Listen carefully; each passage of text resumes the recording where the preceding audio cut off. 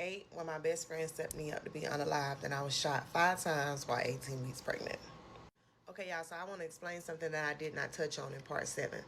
My cousin had absolutely no idea what had been going on over the last couple of weeks between my best friend, me, and my homeboy. The only thing she knew was that she was going with me to catch a play.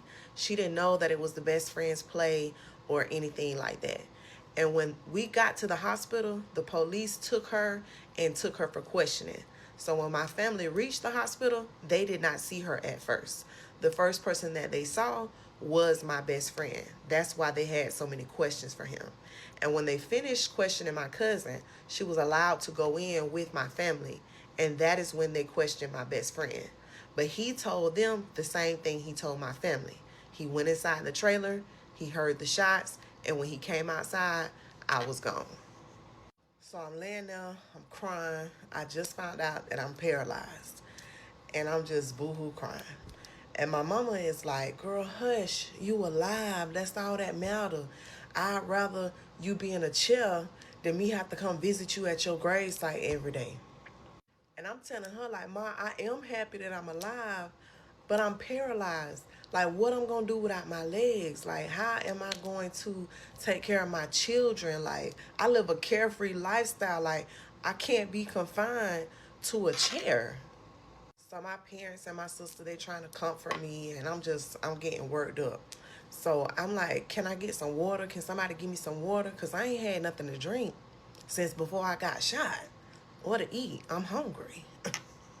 So the nurse that's in the room tell me that I can't have anything to eat or drink. So my first mind goes to, okay, I'm NPO. So I'm like, well, what procedure do I have to have now? You know what I'm saying? Like, what's next? So she tells me that I can't have anything to drink or eat because my esophagus was bust during the shooting. One of the bullets bust my esophagus, and I have a feeding tube in my side. So I'm like, a feeding tube? Like, anybody know me know I love food. So now I can't eat either. So like I just start crying even more. So I'm like, what else is wrong with me? Like, just tell me what's going on. So the nurse go to running down all my injuries. I'm paralyzed. I can't eat or drink through my mouth. I got a feeding tube. I lost my spleen. I had damage to my liver. I had half of my stomach taken. And then she says that I lost a portion of my small intestine and my large intestine. So when she tell me that I done lost pieces of my intestines, I instantly go to flipping out. I'm like, so I got a shit bag? Like, I gotta walk around with a shit bag in my purse for the rest of my life? And I don't know why she thought that that was a kiki laugh moment, but baby giggled. And she was like, no, you don't have a colostomy bag. You only lost portions of it. You're still able to function that way normally. Because, baby, I was flipping out. Like, what I supposed to have my lip gloss, my chapstick, and a shit bag in my purse for the rest of my life? It's already bad enough that I'm in this chair. So the nurse tell my family that she think it's best that they go home and let me rest for the night. So over that night, y'all, I'm stewing. I have experienced every emotion you can think of. I'm angry, I'm sad, I'm happy, I'm joyful, I'm depressed. Like, I'm just all over the place. I couldn't sleep. So the next morning, it's maybe about 6 or 7 o'clock in the morning, and I get a knock on the door. I'm thinking that it's the doctors and the nurses and stuff like that coming in to, give me my medicines or flip me or anything like that because I can't move. Y'all, why the black nurse come walking through the door? I seen that lady, y'all, and I was so happy to see that lady. Like, my smile on my face got so big. And she was like, hey, baby, how you doing? And my smile turned into tears. I just started boohoo crying. I was like, I'm paralyzed. I'm paralyzed. I can't eat. Like, I don't know what to do. Like, I'm just boohoo crying, y'all. And of course, she got me together real quick.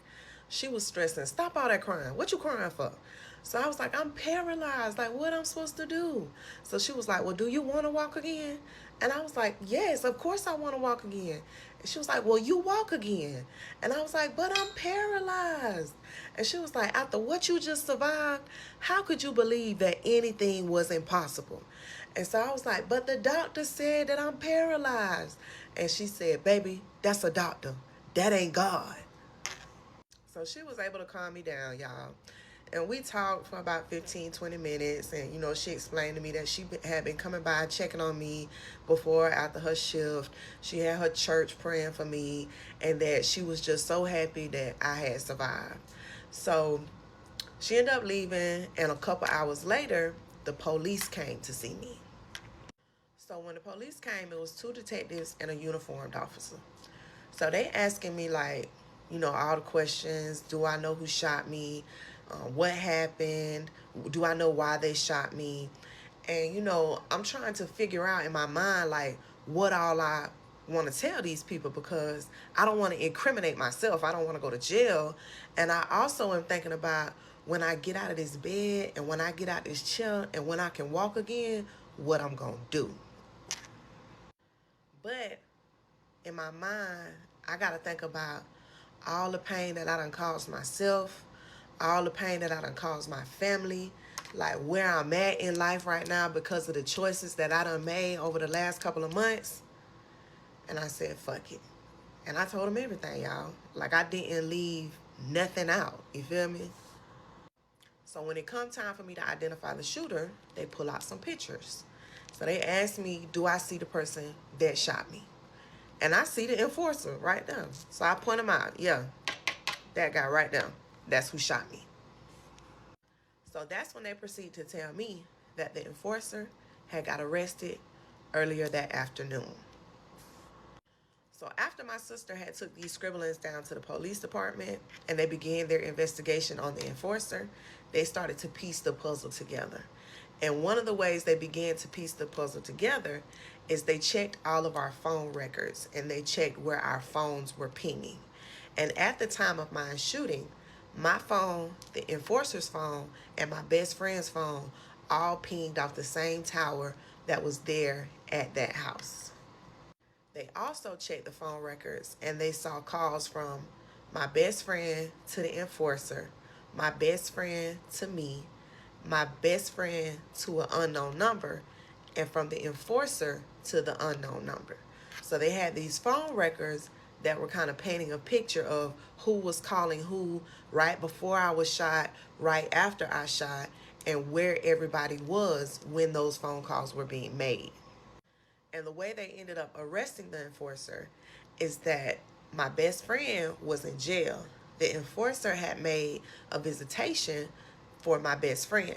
So when he got to the visitation to see him, they arrested him at visitation. So they also explained to me that they felt like some more people were involved because of the unknown number that they had on the phone records. So they were going to leave this uniformed police officer there with me just in case anything happened. They also placed a uniformed police officer at my family's home and at my family's restaurant just in case, until they had everybody in custody that was involved with the shooting. So later on that night, my sister came to see me. So I asked her, can I use her phone? Because I want to call my ex. Because I want to know, like, why he ain't been out there to see me. Like, I want to talk to him. Like, this my nigga at the time. So she tell me that, no, I can't use her phone to call him. She banned him from the hospital. That's why he ain't been up there. So now I'm confused. Like, why would you ban my nigga from the hospital? Like, what's going on? So that's when she tell me that since I've been shot, my ex has been in the club, hanging out, partying, like I wasn't in here fighting for my life. She also tells me that after I got shot, he came to my family and told them that they needed to give him my money and all my work because I would want him to have it. But my little sister ain't no fool. She ain't going for that. And after I had got shot, she had already went to my house and cleared out everything that night when she left the police department. And tune in again. Part 9 dropping soon.